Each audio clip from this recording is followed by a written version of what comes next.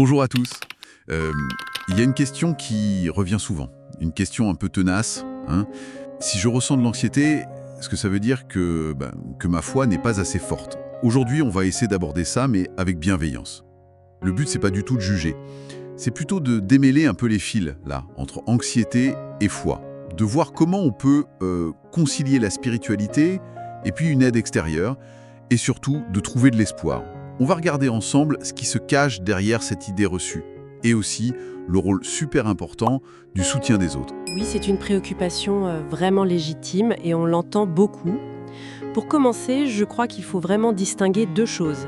Il y a l'inquiétude, disons, ordinaire, celle qui peut nous alerter, parfois même nous motiver, c'est normal. Et puis il y a le trouble anxieux, le trouble clinique. Lui, c'est différent. Il s'installe, il devient envahissant, il pèse vraiment sur le quotidien. C'est lourd.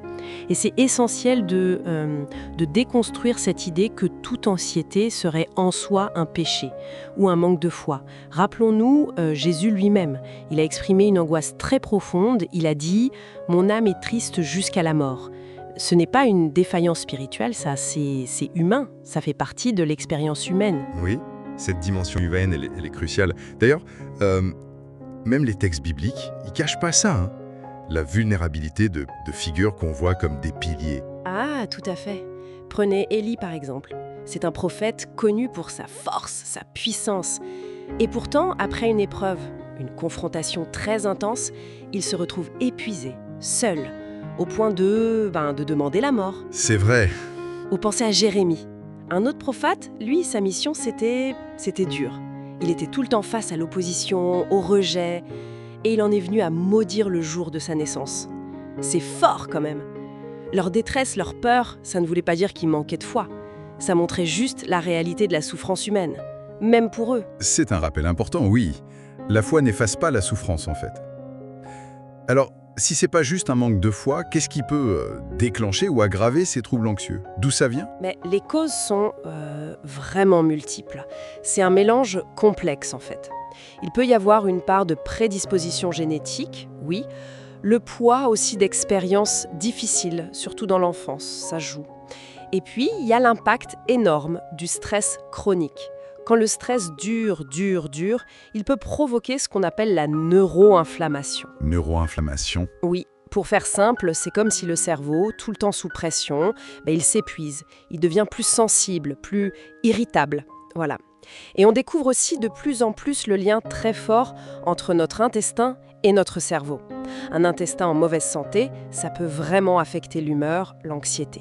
C'est fou, cette connexion corps-esprit-âme, c'est vraiment fascinant. Et ça nous amène naturellement à la question de l'équilibre. Comment on fait dialoguer la foi, les pratiques spirituelles, et puis le recours à une aide pro, une thérapie, un médecin? C'est souvent là la clé, adopter une approche qu'on pourrait dire intégrée, c'est-à-dire que les ressources spirituelles, la prière, la méditation, des textes, le soutien de la communauté et l'aide professionnelle, la thérapie, un suivi médical, parfois même des médicaments si c'est nécessaire, eh bien tout ça, ça ne s'oppose pas. D'accord. Au contraire, ça peut vraiment se renforcer. On peut imaginer un peu comme un tabouret avec 3 pieds, un pied biologique, notre corps, notre santé physique, un pied psychologique, nos pensées, nos émotions, notre histoire, et un pied spirituel, la foi, la relation à Dieu, le sens qu'on donne aux choses. Si un des pieds est bancal, tout le tabouret est instable. Il faut prendre soin des 3. Je connais l'histoire d'un psychiatre chrétien qui disait justement comment son parcours l'avait convaincu qu'il fallait absolument lier la foi et la compréhension de la santé mentale. C'est urgent. Cette image du tabouret, elle est très parlante pour cette vision globale, oui. D'ailleurs, en parlant de soutien et de partager, j'ai besoin de votre aide, là, pour que cette conversation puisse atteindre d'autres personnes. Si ce sujet vous touche, si ça résonne, n'hésitez pas à partager cette discussion, à laisser un j'aime et puis à vous abonner pour d'autres explorations comme celle-ci. Et un petit mot positif dans les commentaires, ça fait toujours du bien et ça encourage. Oui, ce soutien, il est crucial. Et ça rejoint directement le rôle irréplaçable de la communauté. Idéalement, une communauté de foi, ça devrait être ça, un refuge, un lieu d'encouragement où on peut être vulnérable sans avoir peur d'être jugé. Ce serait l'idéal, oui. Et d'ailleurs, il y a plein d'études qui le montrent, La qualité de nos liens sociaux, ça a un impact direct sur notre santé mentale et même sur notre espérance de vie. L'isolement social, c'est un vrai facteur de risque. Donc une communauté saine, attentive, empathique, c'est une protection énorme. Oui, une communauté bienveillante. Ça me fait penser à la façon dont Jésus agissait avec les gens qui souffraient. Il n'a pas condamné la femme samaritaine au puits, au contraire, il a engagé la conversation. Et pour guérir cet aveugle, il l'a fait en 2 étapes. C'est intéressant ça. Comme pour montrer que la guérison, c'est parfois un chemin, pas juste un claquement de doigts. C'est exactement ça. La guérison, la croissance, ce renouvellement de l'intelligence dont parlent les Écritures. C'est très souvent un processus, un cheminement. Ça demande du temps, de la persévérance, et ça demande de la grâce, de la patience, envers soi-même d'abord, et puis envers les autres aussi. L'anxiété, c'est complexe. Vraiment.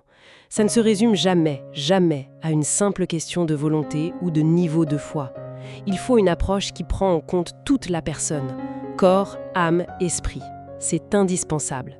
Ces messages importants d'équilibre et de compassion. Et pour finir sur une note d'espoir, une note vraiment tangible, il y a ces passages dans l'Épître aux Hébreux, chapitre 4, verset 15. Il dit « Car nous n'avons pas un grand prêtre incapable de compatir à nos faiblesses, mais il a été tenté comme nous à tous égards sans commettre de péché. » Cette idée que Jésus, parce qu'il a vécu notre condition humaine, il comprend. Il comprend nos fragilités, nos luttes intérieures. C'est profondément réconfortant, je trouve. Dieu comprend. C'est une pensée apaisante pour terminer, oui. Alors, peut-être, laissons cette question pour la réflexion personnelle. Quelle petite étape concrète, même toute petite, une personne qui nous écoute pourrait envisager aujourd'hui pour mieux intégrer le soin de sa santé mentale dans son chemin de foi? Juste une petite chose. Merci beaucoup d'avoir partagé ce moment avec nous. Prenez soin de vous.